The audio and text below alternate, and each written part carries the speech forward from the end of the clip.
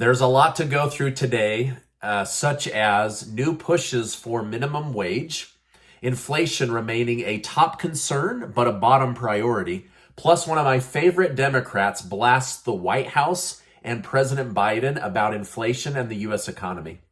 Now, it's come to light that in order to secure Senator Joe Manchin's vote on the Inflation Reduction Act that doesn't actually reduce inflation, President Biden and Senator Chuck Schumer privately made a promise to reform certain energy permits that would directly enrich some of Joe Manchin's top donors. Now, Manchin wants this added to the continuing resolution bill that must be passed by October 1st, or the federal government runs out of money and shuts down. Now, usually it's the Democrats battling the Republicans for shutting down the government. But now, 70 Democrats are telling House Speaker Nancy Pelosi they're willing to entirely shut down the federal government and withhold their vote to block Senator Joe Manchin's donors getting this private promise from Chuck Schumer and President Biden. Now, I don't know the exact details. It's pretty cryptic out there. I tried searching, but basically it has something to do with getting permits with oil and energy and different things from some of the big donors that back Senator Joe Manchin of West Virginia. Senator Bernie Sanders is again trying to push for minimum wage to be raised on a federal level to $15 an hour. He says it won't affect the inflation, and we're already living through a high inflation. We might as well raise the minimum wage. He says that no one can live or raise a family on minimum wage. Now, out in California, Governor Newsom is trying to pass a new fast food bill that would guarantee fast food workers $22 an hour. Now, there are many jobs out there that don't pay $22 an hour, so the fast food industry could see a rush of new talent if this bill is passed, or they could see a flood of restaurant owners closing down their business because there simply isn't big enough margins to pay $22 an hour. So this will be an interesting one to follow, and we'll see if it goes nationwide or if it's just a California-only bill. As expected, the Department of Justice has appealed the ruling that Trump can appoint a special master to review documents seized from his Mar-a-Lago home.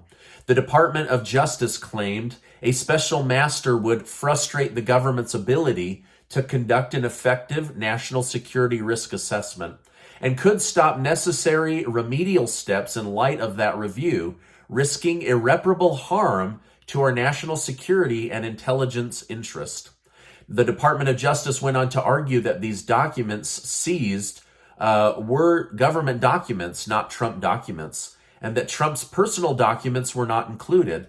They also argued that the documents do not include any kind of client, attorney, private privileged information. Now, we do know that they had private information from Donald Trump. We do know that these documents had things that he had declassified, and we do know that there were client attorney privilege documents within that because the Department of Justice has already admitted that. So I don't know why they're saying they don't have those things. Now, Donald Trump did respond by saying that this is wasting millions of dollars of taxpayer money and that it should not be overruled. So I'll continue to keep you updated on that story. Now, is it just me, or does it seem like our government is willing to send money and help to everyone but tax-paying Americans?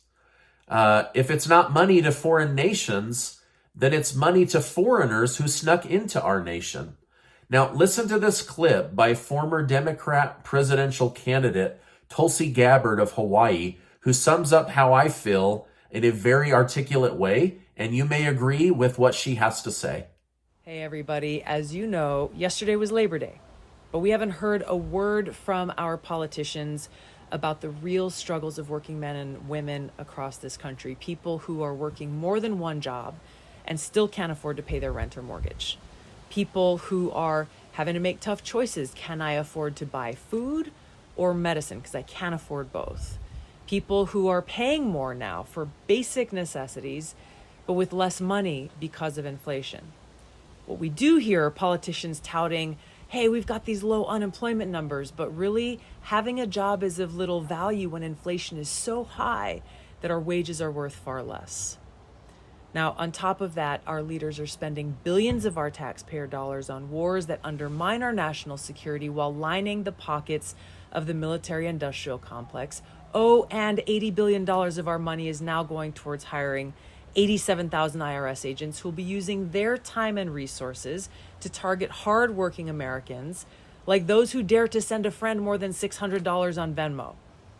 So no, this is not the time for celebration. This is the time for leaders to commit to taking urgent action towards reducing inflation and actually improving the lives and well-being of the American people. So, what do you think? Does Tulsi have a point? Are her words wrong? Or is this just common sense based on what we're dealing with here in the United States? I mean, this inflation is absolutely crushing lower income families, and it's threatening to wipe out the middle class. It's just getting really, really bad. Now, I want to hear from you in the comments. What do you think of what Tulsi Gabbard said about the White House and about President Biden and Congress's approach to helping the American people? Now, if you didn't see my video from yesterday, please go watch it. I talk about how billions and billions and billions of dollars are being given away from the White House to foreign nations and also to people that have snuck into our country. Joe Biden just opened up a huge amount of money and resources to about 5 million illegal immigrants, and you need to go watch that video. All right, now the media has noticed that President Joe Biden is becoming a little bit cocky ahead of a potential Trump versus Biden 2024 presidential rematch. Biden bragged, "It doesn't do a whole lot to show the new polls showing me beating Trump by 6 or 8 or whatever the hell the numbers are," during his remarks at a reception for the Democrat National Convention. So it doesn't do a whole lot of good to share this, and then he goes on to share it. Now, he's not wrong. A new Wall Street Journal poll showed that if the election were to take place today, according to polling data, Biden would win again and would beat Donald Trump by about 6 points. However, a lot can change over the next 2 years. Who knows? Trump may not run. Biden may not run. So we may have new blood entering into the presidential arena. Now, speaking of that, a new poll out today shows 73% of Americans want an age limit for those that serve as public servants or basically in the government. The most common age people shared as a cutoff was age 70. This means that Biden, 79, Trump, 76, Pelosi, 82, McConnell, 80, and Dianne Feinstein at 89 years old would be forced to into retirement, right? Now, I don't know. Let me know your thoughts. Now, this is not ageism. Like, this is just a poll. I'm not saying anything against older people. I have lots of older people in my community, and I love you. But just based on this poll, what do you think? Should there be a cutoff age? And if so, then just put in the age, right? So say yes and the age, or just put in no cutoff on age. Now, the stock market is mostly green today, with most indices doing very, very well. Almost all energy and mining stocks that I've shared with you in the past are doing really well today. And even most technology companies are doing really, really well. So this is a big green wave going into the weekend. Now, Democrat Representative AOC was recently featured in GQ magazine, where she made some kind of confusing and shocking claims. So let me share those with you and then let me know your thoughts. She stated, "So many people in this country hate women, and they hate women of color. People ask me questions about the future, and realistically, I can't even tell you if I'm going to be alive in September." This was an interview done just a few weeks ago in August. She went on to say that the hatred for women transcends political parties, claiming that it's not just the Republicans she's afraid of. Now, I want to know your thoughts on this. Do you feel like women here in the country are hated?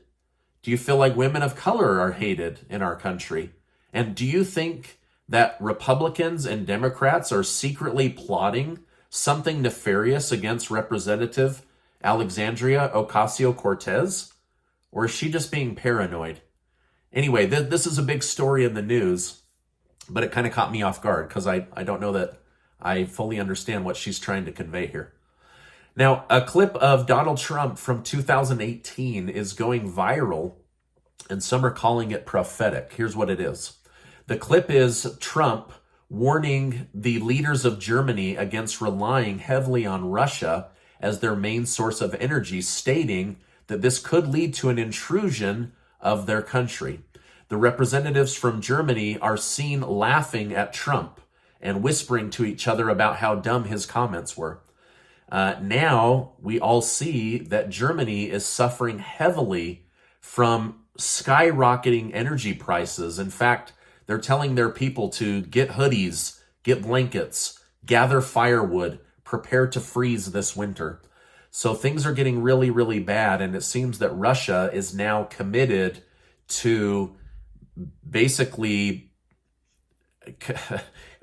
getting revenge on different European and NATO nations for putting these heavy sanctions on Russia as they do their military operation against the country of Ukraine. Anyway, it's really, really sad, but that was trending again in the news, and just wanted to share that with you. Now, this is my update for today. As I know more, I will definitely come on and share more with you.